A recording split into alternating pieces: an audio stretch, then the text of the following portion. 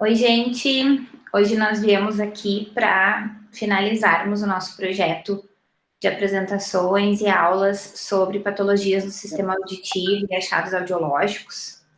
E quem está aqui conosco hoje é a Arielle Freitas. A Ari é acadêmica do curso de fonoaudiologia aqui da UFSM e ela é minha aluna de TCC, em dupla com a Cristine, que vocês já viram por aqui, que apresentou uma outra aula de patologias também, desse mesmo projeto. E a Ari, então, hoje vem conversar um pouquinho com a gente sobre as possibilidades de achados audiológicos na diabetes, na ototoxicidade e nas doenças cardiovasculares. Então, a Ari traz também um pouco dos conceitos dessas doenças, que são cada vez mais comuns, e o que a gente pode encontrar aí na clínica fonoaudiológica, especificamente na avaliação audiológica básica. Ari, muito obrigada por compartilhar, por estudar, por preparar esse material tão bonito. E a palavra é tua. Obrigada, Ari. Eu que agradeço, prof, pela oportunidade de estar estudando sobre o assunto. Então, como o prof já me apresentou, meu nome é Arielle e eu vou falar sobre esse último grupo de doenças que afetam o sistema auditivo de alguma forma, né? Começando então pela diabetes mellitus, dando uma breve definição.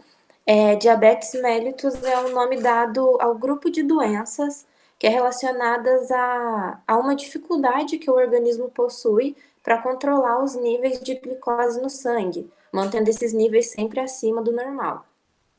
É um distúrbio metabólico que distúrbio metabólico determinado geneticamente, caracterizado por uma hiperglicemia, e resultante de defeitos na secreção ou ação de um hormônio que é chamado de insulina, afetando assim todos os setores do corpo, todos os setores do nosso corpo. E pode causar uma variedade de complicações, se não for tratada corretamente, como complicações metabólicas, vasculares e até mesmo neurológicas.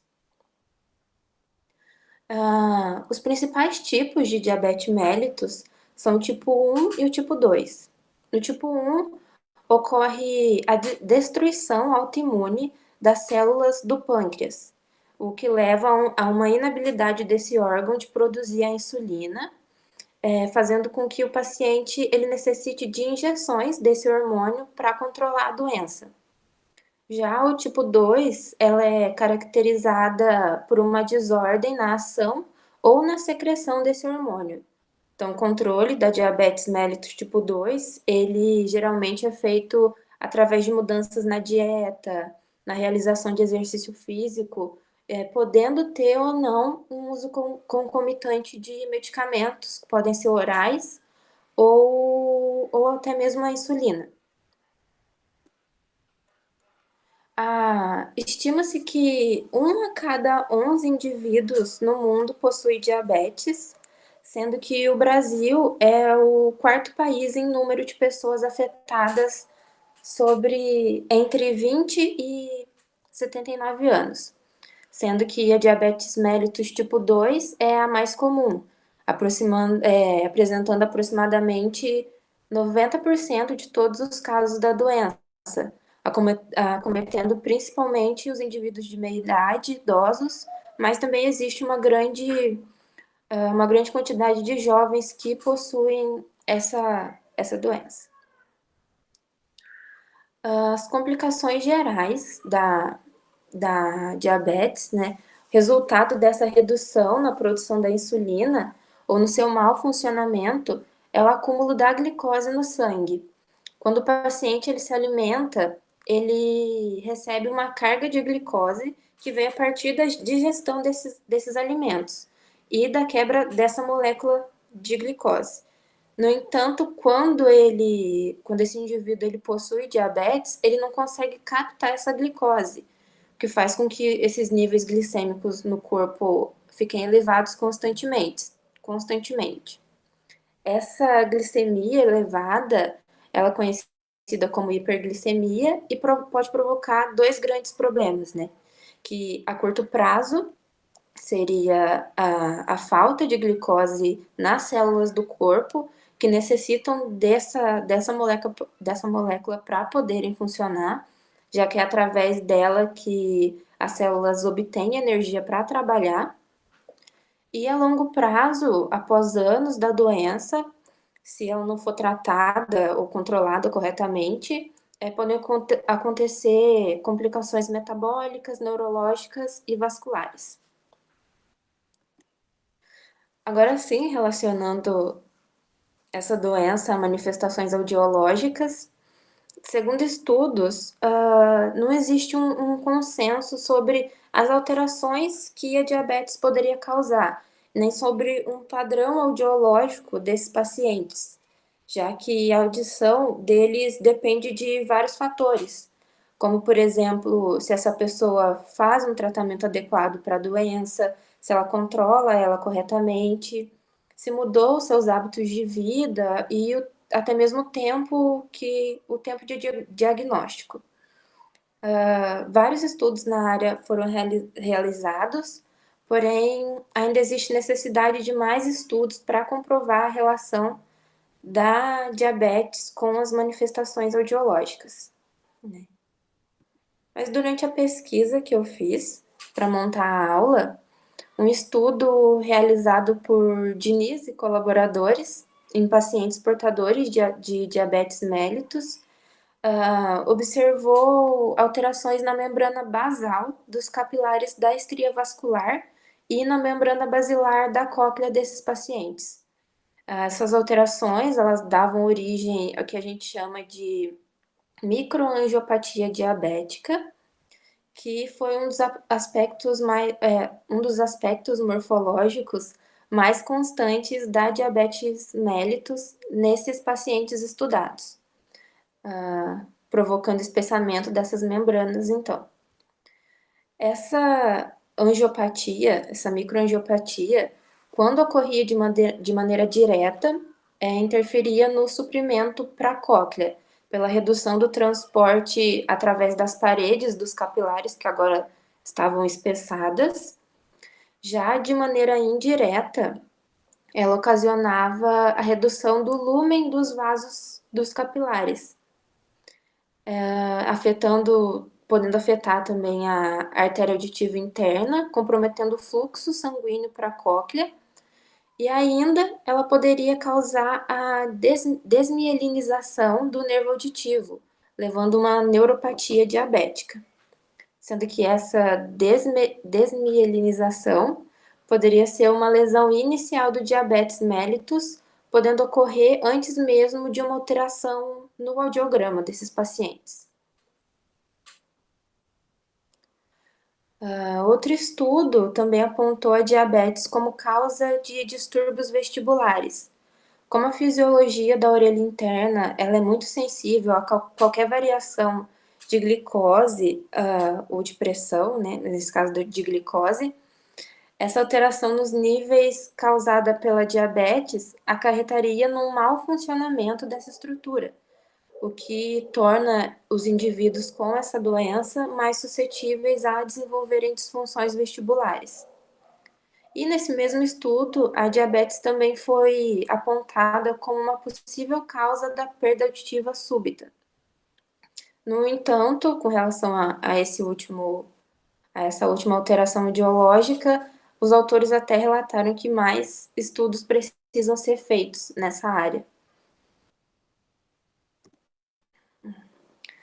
Apesar de não ter um consenso, então, sobre esses estudiosos, existem resultados de anamnese e avaliações que são mais encontrados com mais frequência nesses pacientes diabéticos. Na anamnese, as características e relatos mais comuns entre esses pacientes são hipertensão arterial, zumbido, tontura e características que nos levam a pensar sobre um recrutamento. Alguns relatam sensibilidade a sons, por exemplo. Com relação à audiometria tonal, as perdas mais encontradas em pacientes diabéticos são perdas sensório-neurais. No entanto, resultados dentro dos padrões de normalidade também podem ser encontrados nessa população.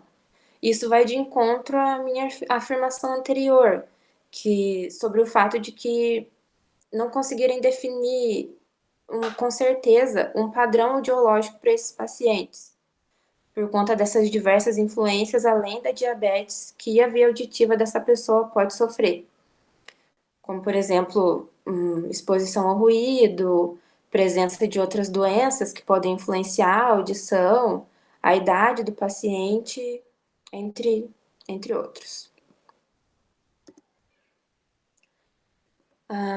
Outro exame que é feito durante a avaliação audiológica, né, que é a timpanometria, esse não parece sofrer alterações relacionadas à diabetes, já que é um exame que avalia a orelha média e a alteração até então caracterizada como uma alteração vinda da diabetes seria alterações mais na orelha interna, que esse exame não tem a capacidade de detectar.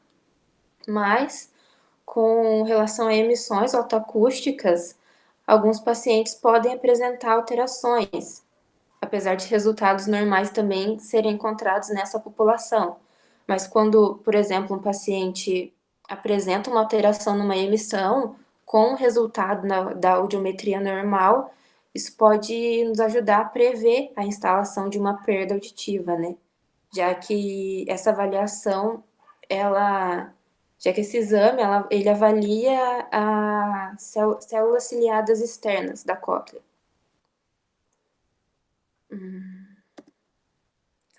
Agora um pouquinho sobre o tratamento. Não existe uma cura nem para diabetes, nem para a perda auditiva causada por elas, né? O que se recomenda por médicos e profissionais da saúde é que os pacientes diabéticos façam acompanhamento auditivo para que uma perda auditiva possa ser detectada precocemente, que façam um controle rigoroso da diabetes através do uso de medicamentos e também da mudança de hábitos.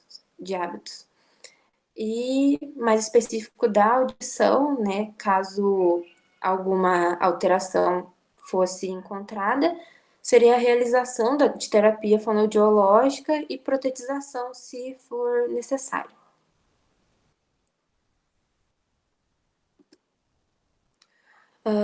Agora, sobre a segunda patologia, a ototoxicidade, ela é caracterizada como a perda da função auditiva e ou vestibular, ocasionada por lesões celulares às estruturas da orelha interna, causadas por substâncias químicas. Essa perda ela pode ser parcial ou total, simétrica ou não, temporária ou permanente, e é dependente da composição química, dose e tempo de exposição que o indivíduo teve a essas substâncias. Hoje em dia, já foram catalogadas mais de 200 tipos de substâncias e medicações que podem causar algum dano ao sistema auditivo de um paciente. A ototoxicidade pode ter origem iatrogênica ou ocupacional. Essa origem iatrogênica, ela estaria mais relacionada com a falta de conhecimento sobre os efeitos colaterais de uma medicação, mas muitos tratamentos não podem ser substituídos por outros, como, por exemplo, o uso da cisplatina no tratamento de cânceres, principalmente nos cânceres de cabeça e pescoço. Porém, não existe uma outra droga que apresente o mesmo sucesso nesse tratamento, então ela continua sendo amplamente usada no mundo todo. A perda auditiva e o vestibular, nesses casos, ela pode ocorrer de duas formas. A primeira é de forma adquirida, que é quando a pessoa tem um contato com a substância que lesa de alguma forma as estruturas da orelha interna. Já a segunda forma é de uma forma congênita não genética, que é quando, por exemplo, um bebê, ele nasce com uma alteração de orelha interna, nasce com uma alteração auditiva,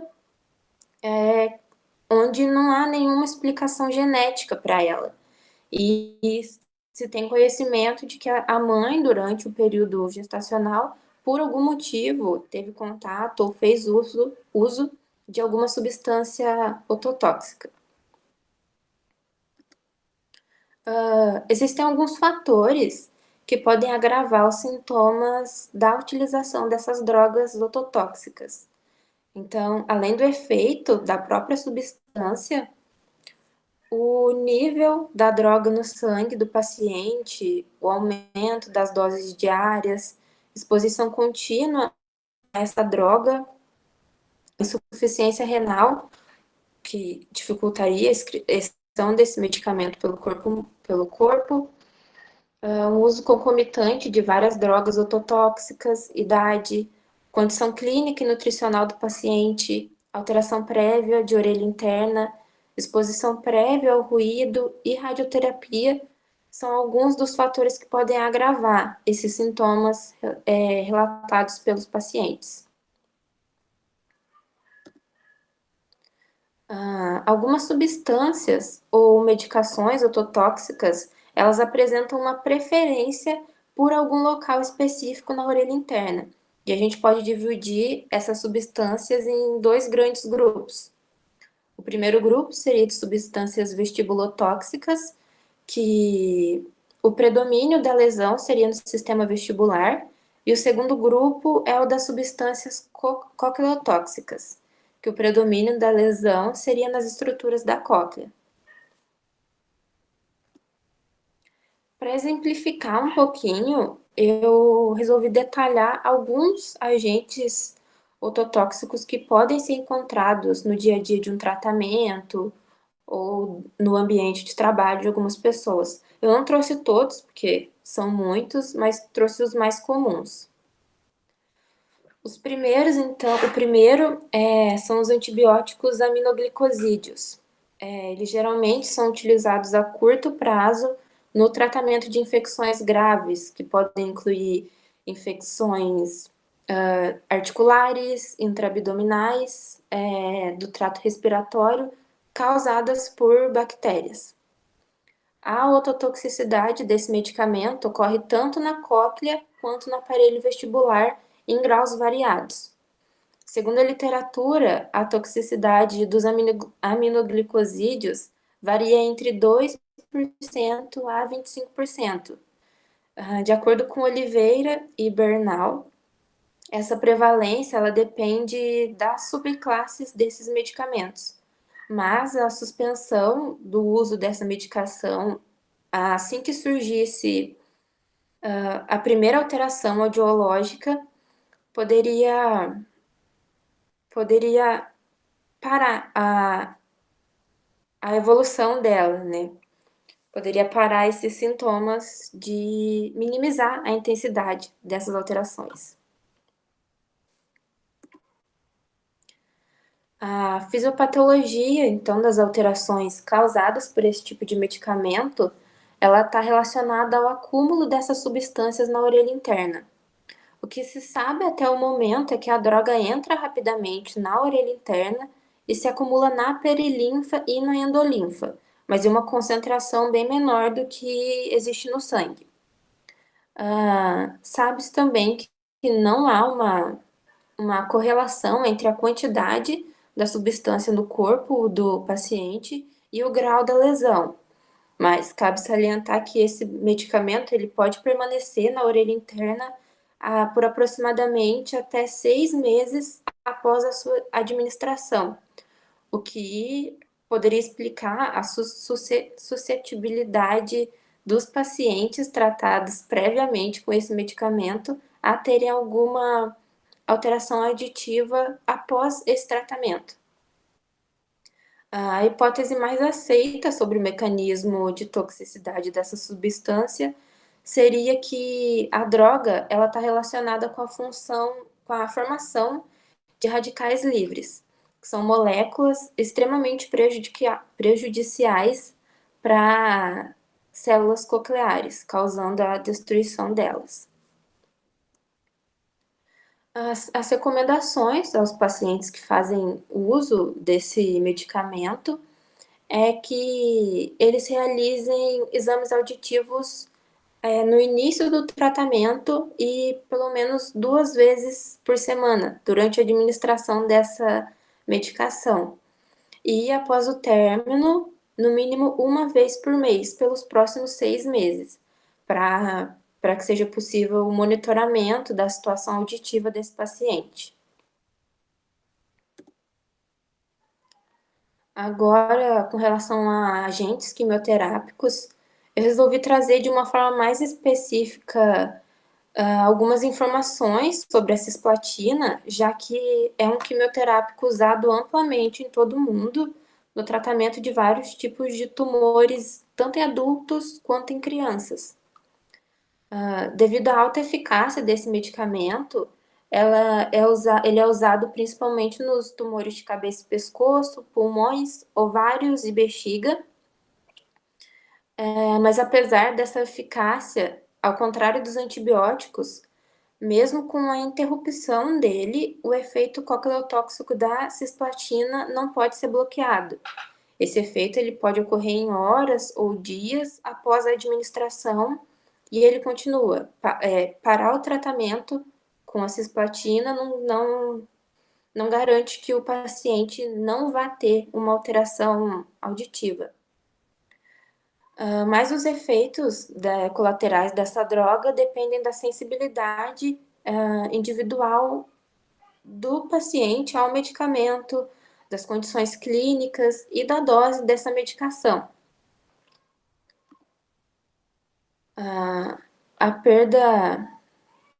A cisplatina, então, ocasiona uma perda de audição irreversível, que é agravada quando há associação de outras medicações potencialmente ototóxicas, ou também pela radioterapia, que é usada em vários tratamentos oncológicos. Como a cisplatina ela só causa lesão coclear e poupa o aparelho vestibular, ela é denominada de medicação cocleotóxica. Então, os sintomas auditivos que esses pacientes podem apresentar quando sofrem uma ototoxicidade pela cisplatina seria mais sintomas relacionados à audição e não tanto sintomas com relação ao equilíbrio, por exemplo, a funções vestibulares.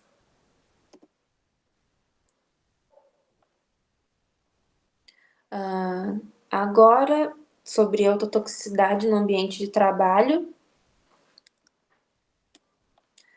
substâncias nocivas ao ouvido interno também podem ser encontradas em alguns ambientes de trabalho, oferecendo risco à saúde auditiva do trabalhador. Trabalhadores expostos a pesticidas, solventes e metais pesados, eles devem tomar um cuidado redobrado no ambiente de trabalho para que esses riscos sejam diminuídos o máximo possível. Produtos químicos ototóxicos nesses ambientes podem contribuir para o estresse mecânico sobre as células ciliadas da cóclea, onde o risco é maior quando há uma coexposição ao ruído. Então, dado... Isso daqui eu errei. Não tem problema, Ari, pode corrigir a tua fala e segue, não tem problema. Tá, obrigada. Que aqui é sobre a fisiopatologia da cisplatina. Tanto que nessa primeira imagem, a gente consegue ver que as 3 fileiras de células ciliadas, elas estão preservadas. E nessa aqui, após um tempo do uso da medicação, dá para ver aqui que ela foi...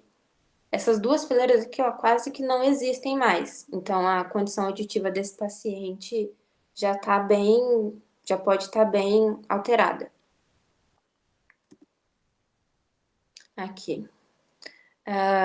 Voltando sobre a ototoxicidade no ambiente de trabalho, A exposição, dado o potencial risco da perda auditiva, as recomendações são de que a exposição e contato aos produtos devem ser reduzidas o máximo possível.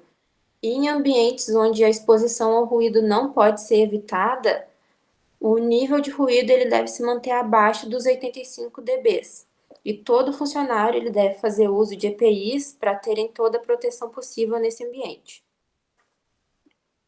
Aqui, então, resumindo os achados na avaliação audiológica e sintomatologia dos pacientes, quando o acometimento feito pela ototoxicidade ele afeta a cóclea do paciente, os sintomas mais frequentemente relatados durante a anamnese são zumbido, hipoacusia, plenitude auricular, que é a sensação de ouvido tapado, e sensibilidade aos sons. E quando o acometimento afeta o sistema vestibular, os sintomas mais relatados durante a anamnese são vertigem, náuseas e vômitos. O diagnóstico desses pacientes, eles podem ser realizados através de exames como audiometria tonal, vocal e de altas frequências, medidas de imitância acústica, emissões autoacústicas e até mesmo o PEAT pode ser usado nessa avaliação. Eu resolvi trazer alguns possíveis resultados de alguns exames que podem ser usados para esses diagnósticos, né? Falando um pouco da audiometria tonal, aqui a gente pode ver que a maioria das frequências graves desse paciente, elas estão mais preservadas do que as frequências agudas, o que indicaria que essa parte da cóclea, ela já foi bastante afetada, a parte mais aguda da cóclea. A gente pode ter certeza aqui também que a cóclea, que a perda que esse paciente apresenta é uma perda neurosensorial, já que essas vias ósseas elas estão acopladas às vias aéreas. E esse audiograma se encaixaria perfeitamente, então, num caso de uma perda auditiva sensório-neural de grau leve, de acordo com a média aqui, relacionado com a OMS 2020. Os pacientes, eles também poderiam apresentar um audiograma com resultado dentro dos padrões de normalidade, porque dependendo da substância que ele teve contato e dependendo do tempo que ele faz uso delas, isso pode ainda não ter sido suficiente para desencadear uma perda auditiva. Aqui, um exemplo de timpanometria. Nas imagens a gente vê todos os tipos de resposta que o exame pode dar. E esse aqui é o exemplo de um exame que não sofreria alteração por conta de uma ototoxicidade, já que esse exame, como eu disse anteriormente, ele avalia a orelha média e a ototoxicidade ela afeta a orelha interna do paciente. E um outro exame que pode ser usado, pode ser feito também, é as emissões autoacústicas, que aqui eu só trouxe para exemplificar mesmo. O exame aqui no caso, ele está com todas as respostas presentes e se trata de uma emissão autoacústica transiente. Esse exame, ele basicamente serve para verificar o estado das células ciliadas da cóclea e as respostas desses pacientes podem ser ausentes ou alteradas, mas esse exame não depende que o paciente responda alguma coisa. Tudo ter essa resposta presente ou alterada dependeria do tempo que ele faz uso de substâncias ototóxicas e da quantidade dela no corpo.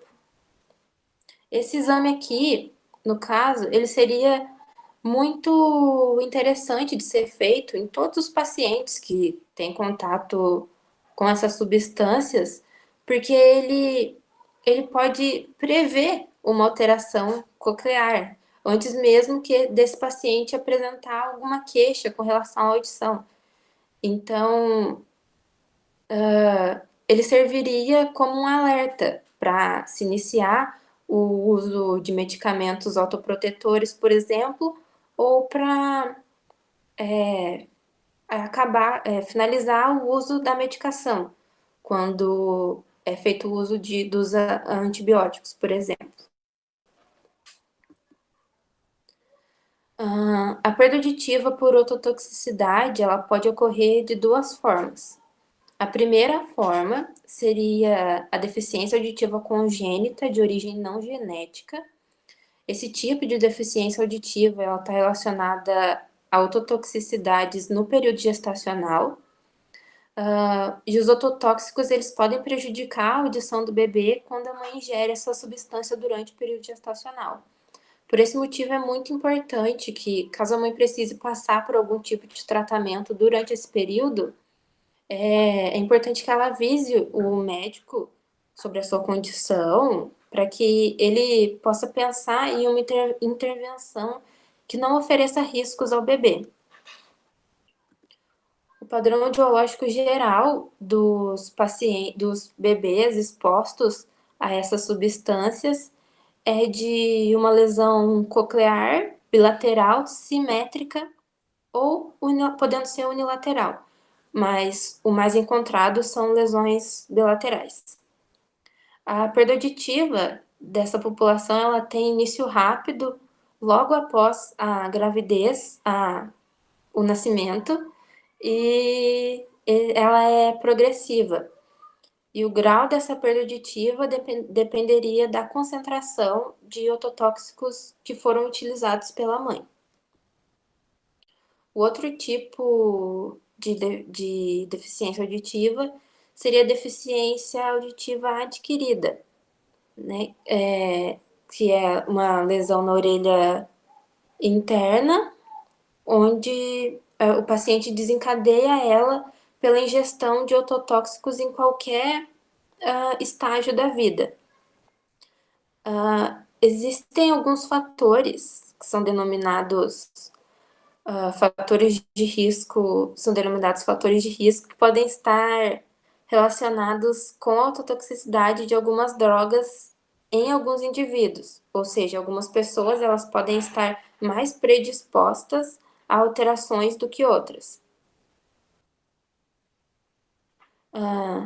Os principais fatores, voltando aqui um pouquinho, os principais fatores que podem ser listados aqui são a concentração da substância no corpo do indivíduo, o uso anterior de ototóxicos, função renal alterada, que dificultaria a filtragem do sangue e a eliminação dessa substância, e uma perda auditiva já instalada antes da utilização dos ototóxicos.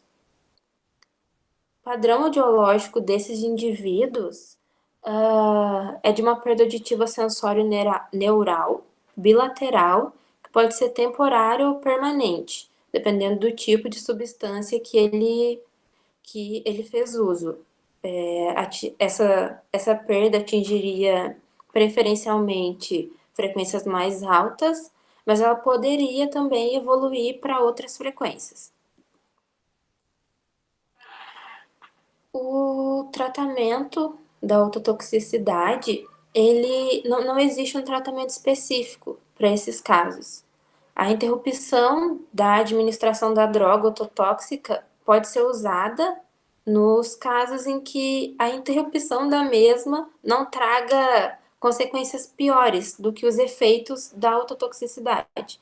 Por exemplo, no tratamento de um tumor, fazer a retirada da cisplatina para evitar uma alteração audiológica poderia causar um estrago maior do que o uso dela, né? Já que o tumor do paciente poderia evoluir muito mais rápido, oferecendo mais riscos à saúde geral dele.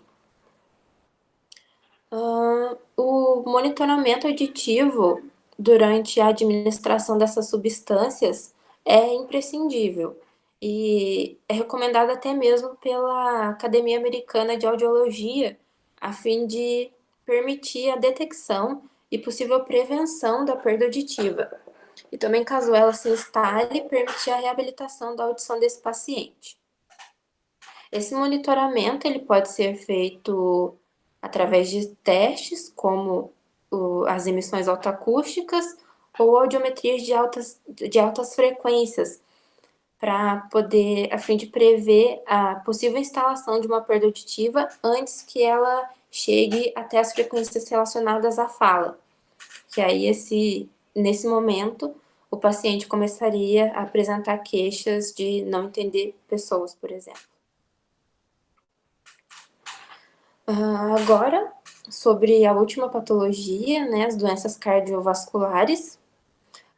Elas são um grupo de doenças relacionadas ao coração e aos vasos sanguíneos. Elas podem surgir com a idade, mas também podem ser diagnosticadas logo ao nascimento. Geralmente, quando elas surgem com a idade, elas estão relacionadas a hábitos de vida pouco saudáveis, como uma alimentação rica em gordura e falta de atividade física. E ao nascimento pode ocorrer por alterações congênitas ou infecções, por exemplo.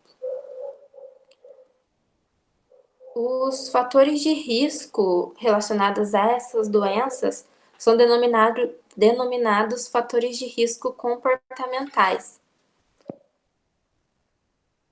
que estão relacionados ao comportamento desse indivíduo.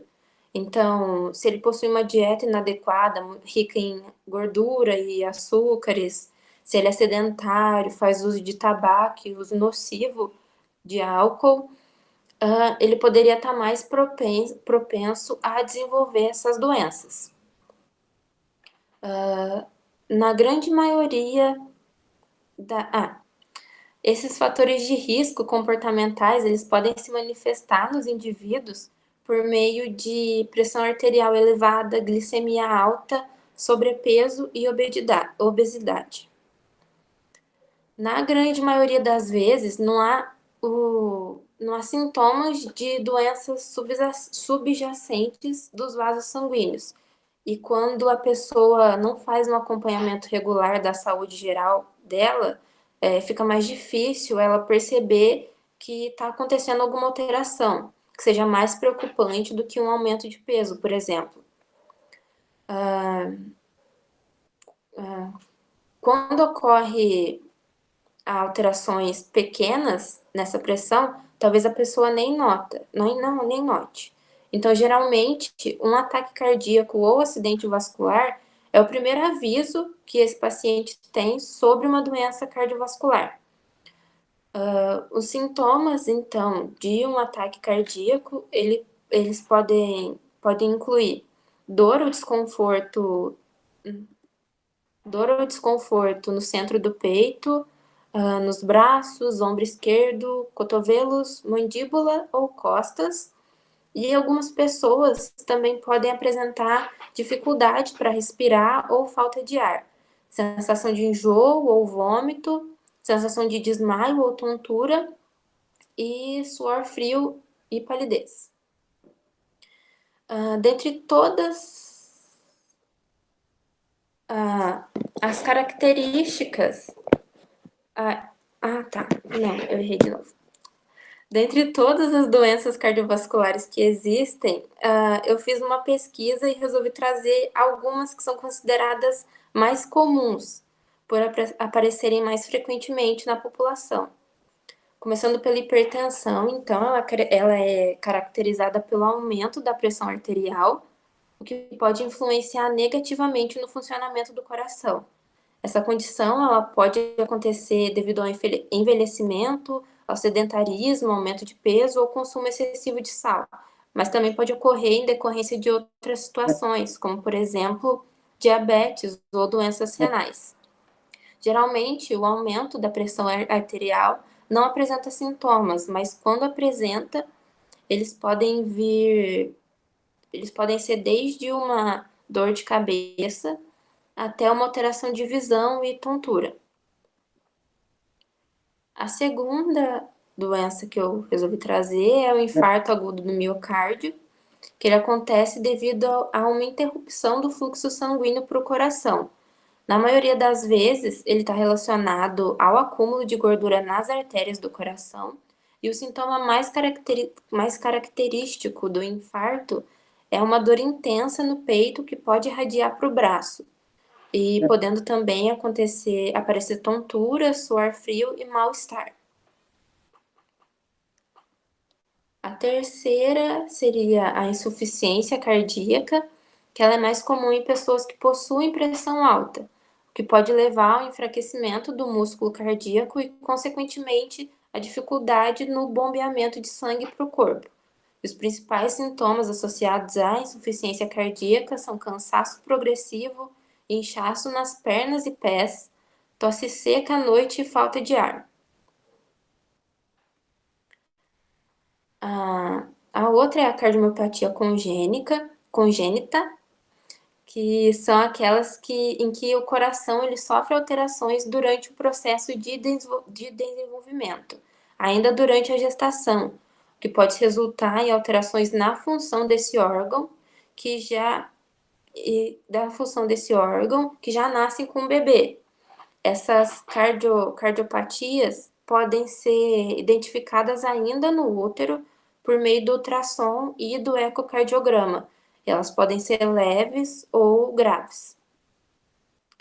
E por último, a arritmia cardíaca, que corresponde à alteração dos batimentos cardíacos, o que pode tornar os batimentos mais rápidos ou mais lentos, resultando em sintomas como cansaço, palidez, dor no peito, suor frio e falta de ar. Nesses casos, é muito importante que o paciente evite o consumo de álcool, drogas e bebidas que possuem cafeína, porque elas podem alterar o ritmo cardíaco.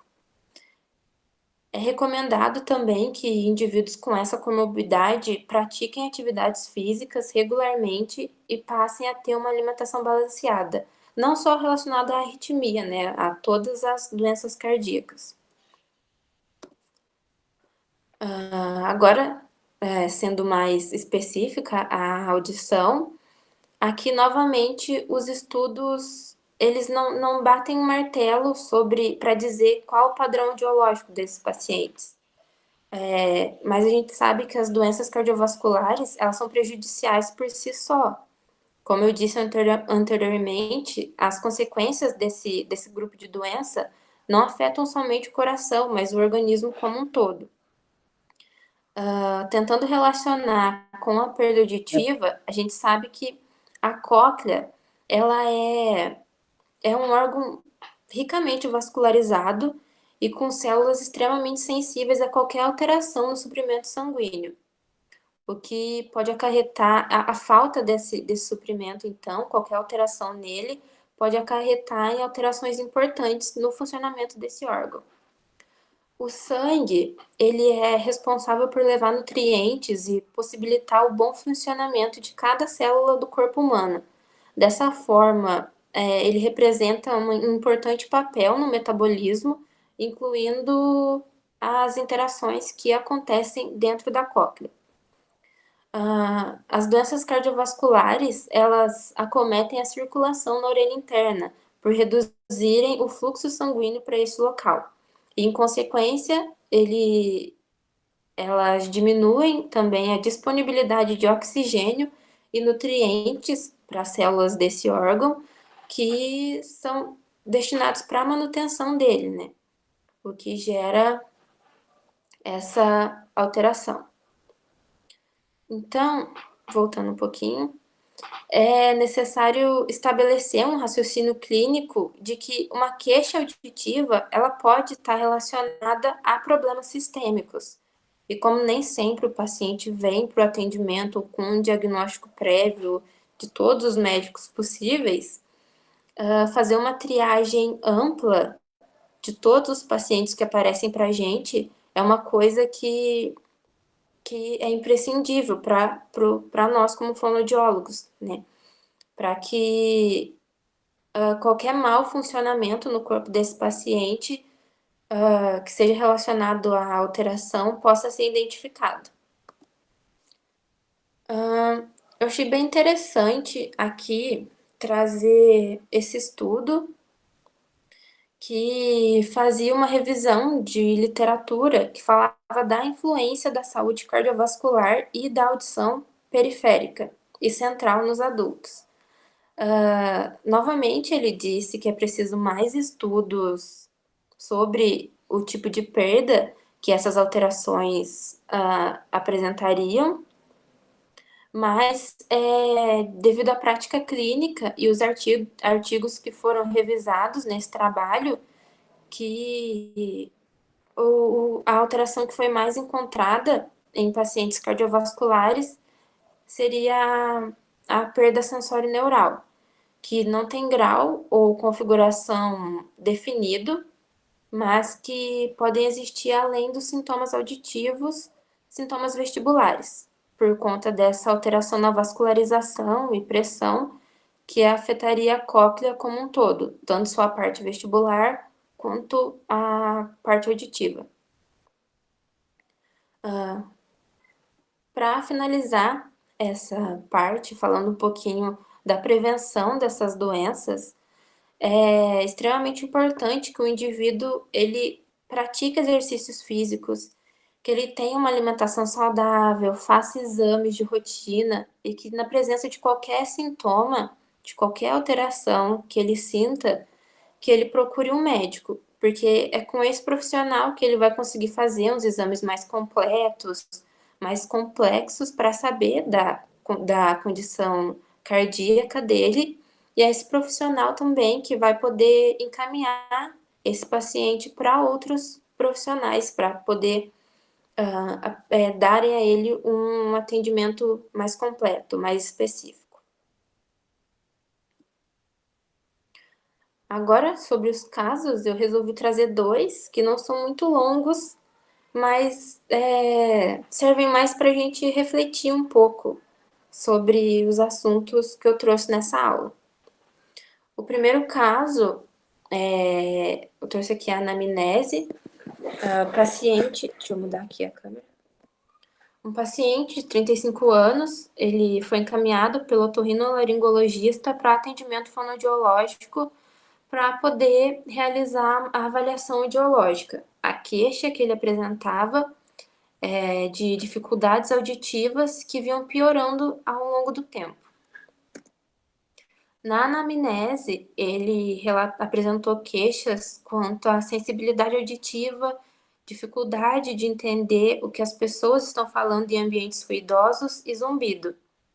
Ele diz que não é exposto a ruído, pois trabalha de home office e passa grande parte do dia na frente do computador.